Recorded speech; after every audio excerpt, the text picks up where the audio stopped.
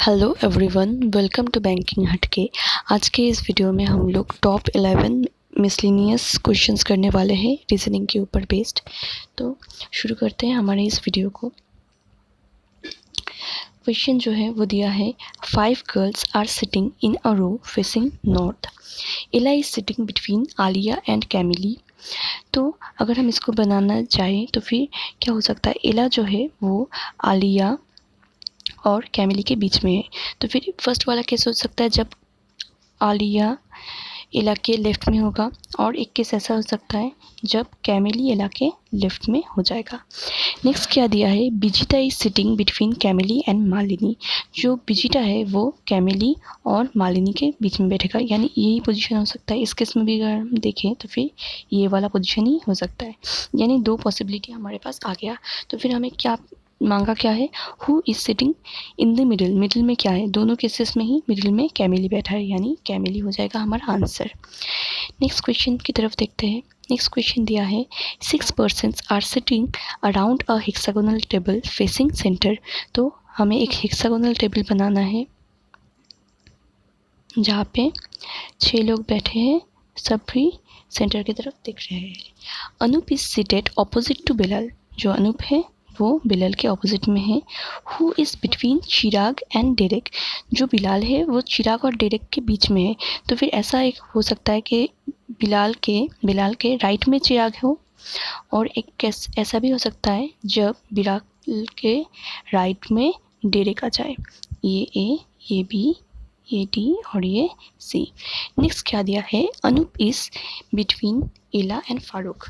अनूप एला और फारूक के बीच में है, यहाँ पे भी दो पॉसिबिलिटी है। उसके बाद क्या दिया है, एला is immediate left of Derek. Derek के जो एकदम लेफ्ट है यहाँ पे एला आ जाएगा। तो फिर मुझे पता है अनूप जो है वो एला और फारूक के बीच में है, यानी यहाँ पे फारूक आ जाएगा। इस केस में अगर हम देखें तो फिर डी के लेफ्ट में कोई भी प्लेस खाली नहीं है, यानी यहाँ पे हम ई को नहीं बिठा सकते, यानी ये हो गया हमारा final arrangement.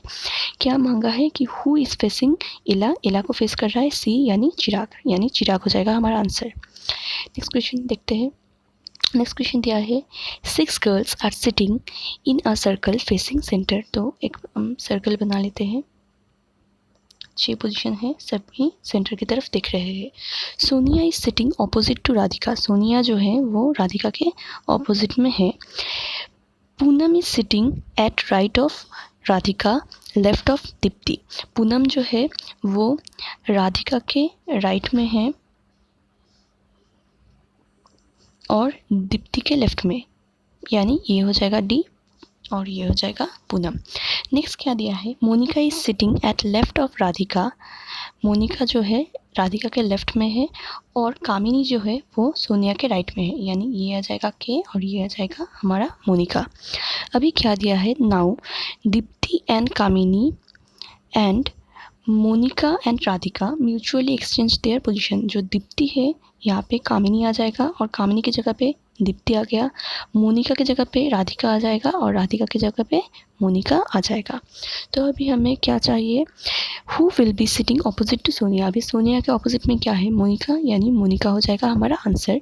Next, who will be sitting immediate left of Deepti. Deepti यहाँ पे आ गया, दीप्ति के जस्ट इमीडिएट लेफ्ट पे है हमारे पास सोनिया, तो फिर सोनिया हो जाएगा हमारा आंसर।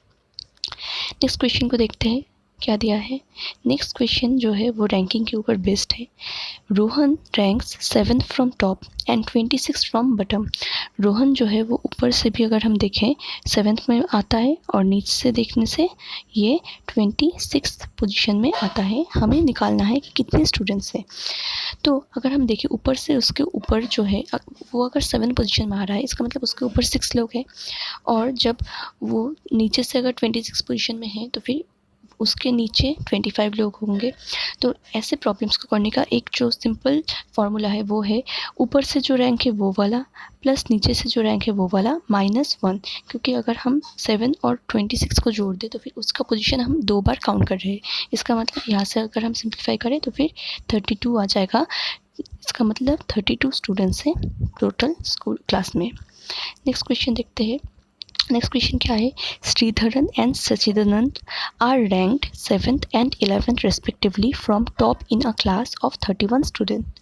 तो टॉप से हमें रैंक पता है, what will be their respective ranks from bottom in class, तो हमें बॉटम से रैंक निकालना है। तो फिर मुझे पता है कि टोटल जो है वो 31 स्टूडेंट्स ही है और जो श्रीधरन का रैंक है ऊपर से 7th में, इसका मतलब अगर -7 कर दे तो फिर ऊपर से तो सारा चला गया, लेकिन अगर -7 किया तो फिर हमने श्रीधरन को भी आउट कर दिया, इसका मतलब +1 करना पड़ेगा। तो ये हो जाएगा उसका रैंक नीचे से। इसको अगर हम सॉल्व करें तो फिर ये आ जाएगा 25th। सिमिलरली अगर देखें सचिदानंद के लिए तो फिर क्या टोटल 31 स्टूडेंट्स है, उसका ऊपर से रैंक था 11 +1 करना पड़ेगा, इसका मतलब जो आंसर है वो हमारा हो जाएगा 21st। यहाँ से हमें दोनों का ही रैंक मिल गया। नेक्स्ट देखते हैं क्या दिया है। नेक्स्ट क्वेश्चन जो है वो दिया है डायरेक्शन के ऊपर बेस्ड।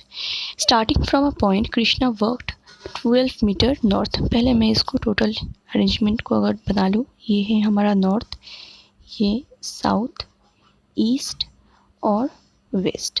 कृष्णा ने एकदम ओरिजिन से शुरू किया, ये हमारा स्टार्टिंग पोजीशन। यहाँ से उसने क्या किया, एक बार मैं इसको अलग कलर ले लेती हूँ, यहाँ से वो 12 मीटर नॉर्थ को गया। उसके बाद उसने राइट लिया, ये है राइट, ये लेफ़्ट, इसका मतलब राइट में गया कितना 10 मीटर। यहाँ से उसने 10 मीटर राइट में गया। अभी अगर यहाँ पे आया, ही अगेन टर्न्ड राइट, ये अगेन ये राइट है और ऊपर वाला लेफ़्ट हो जाएगा। यहाँ पे कितना गया वो 12 मीटर, यानी एकदम हॉरिजॉन्टल लाइन तक ही पहुँचेगा। देन ही टर्न्ड लेफ़्ट, अगर यहाँ पे आया तो फिर वो साउथ की तरफ फेस कर रहा है, ये हो जाएगा राइट, ये हो जाएगा लेफ़्ट। यहाँ पे वो लेफ़्ट गया कितना 5 मीटर, 5 मीटर ये लेफ़्ट गया, यानी यहाँ पे पहुँचा। तो हमें पता करना है कि how far is he now and in which direction from starting point. तो स्टार्टिंग पॉइंट ये था, स्टार्टिंग पॉइंट से कितना डिस्टेंस में, ये टोटल डिस्टेंस हो जाएगा, यहाँ पे 10, यहाँ पे 5, टोटल 15 मीटर डिस्टेंस में है और डायरेक्शन क्या है ईस्ट। स्टार्टिंग पॉइंट से 15 मीटर ईस्ट में वो अभी पहुंच गया, तो फिर ये हो जाएगा हमारा आंसर। नेक्स्ट क्वेश्चन को देखते हैं क्या दिया है। नेक्स्ट क्वेश्चन दिया है, one morning after sunrise Rohit was standing facing a pole, the shadow of pole fell exactly to his right. अगर हम सनराइज़ के बारे में बात करें तो फिर सनराइज़ के टाइम में सन जो है वो ईस्ट में दिखता है, तो जो शेडो होगा वो वेस्ट में ही आएगा। तो रोहित जो है उसको जो शेडो है वो राइट में दिख रहा है, इसका मतलब रोहित का राइट अगर ये है तो फिर रोहित इस डायरेक्शन में फेस करेगा। अगर ये ईस्ट है तो फिर ये वेस्ट हो जाएगा, तो फिर नीचे वाला जो है वो साउथ हो जाएगा, यानी रोहित जो है वो साउथ को फेस करेगा। नेक्स्ट देखते हैं क्या दिया है। नेक्स्ट जो है वो ब्लड रिलेशन के ऊपर बेस्ड है। Pointing to another women, a women said her brother's father is the only son of my grandfather. ये कोई एक वुमेन है, कोई और वुमेन को दिखा के बोल रहा है इसका जो ब्रदर है उसका फादर जो है ये इस वुमेन का ग्रैंडफादर का ओनली सन है। इसका मतलब अगर हम देखें तो फिर ये दोनों क्या हो गया, सिस्टर हो गए। तो फिर हमें यही पता लगाना चाहिए था कि how is the women related to another women, तो आंसर हो जाएगा हमारा सिस्टर। नेक्स्ट क्वेश्चन को देखते हैं। नेक्स्ट क्वेश्चन भी ब्लड रिलेशन के ऊपर ही बेस्ड है। क्या दिया है, P is wife of Q, P जो है वो क्यू का वाइफ है। R is mother of S and Q, R जो है मदर है एस और क्यू का। हमें निकालना है what is R to P, R P के क्या है, आर जो है वो पी के वाइफ का मदर है, यानी मदर इन लॉ है। यही हो जाएगा हमारा आंसर। नेक्स्ट देखते हैं क्या दिया है। नेक्स्ट क्वेश्चन जो है वो दिया है, 6 flats on a floor in 2 rows facing north and south are allotted to P, Q, R, S, T and U।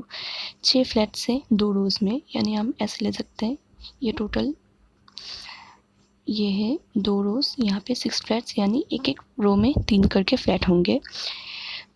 जो ऊपर वाला फ्लैट है वो नॉर्थ फेसिंग है, नीचे वाला जो है वो साउथ फेसिंग। अभी क्या दिया है, Q gets north facing flat and is not next to S, यानी क्यू जो है वो ऊपर वाले फ्लैट में ही आएगा लेकिन एस के पास नहीं आ सकता। नेक्स्ट दिया है, S and you get diagonally opposite flats. इसका मतलब अगर एस यहाँ पे आ जाएगा फिर यू यहाँ पे होगा, और भी एक केस बन सकता है उसको भी देख लेते हैं। यहाँ पे एस इस साइड में आ जाएगा, यू यहाँ पे। हमें क्या पता है, क्यू जो है वो नॉर्थ फेसिंग है लेकिन इसके पास नहीं, इसका मतलब क्यू यहाँ पे आ जाएगा और इस केस में क्यू यहाँ पे आ जाएगा। नेक्स्ट दिया है, are next to U get south facing flat and T gets north facing flat.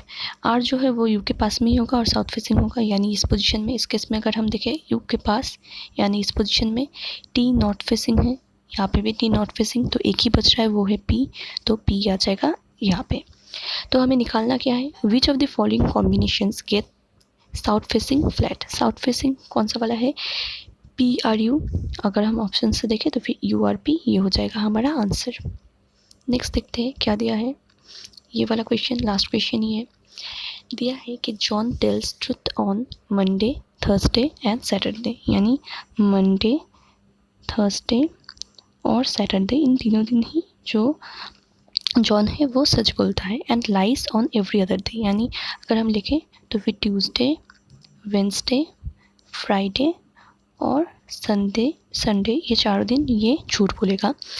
One day he said I will tell the truth tomorrow.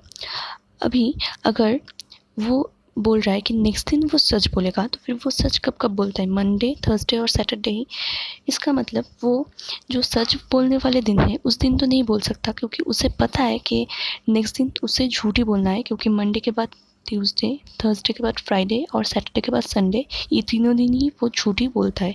यानी जो ये स्टेटमेंट है ये उसने इस कॉम्बिनेशन में तो नहीं दिया होगा।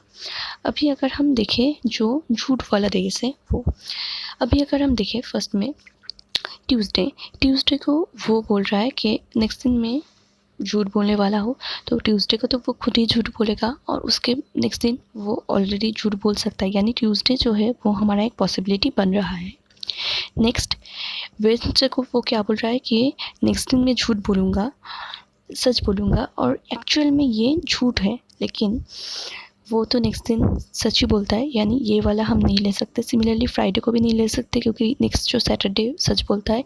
संडे के भी नहीं ले सकते क्योंकि नेक्स्ट जो है मंडे वो सच बोलता है, यानी हमारा ओनली ट्यूसडे ही पॉसिबल है।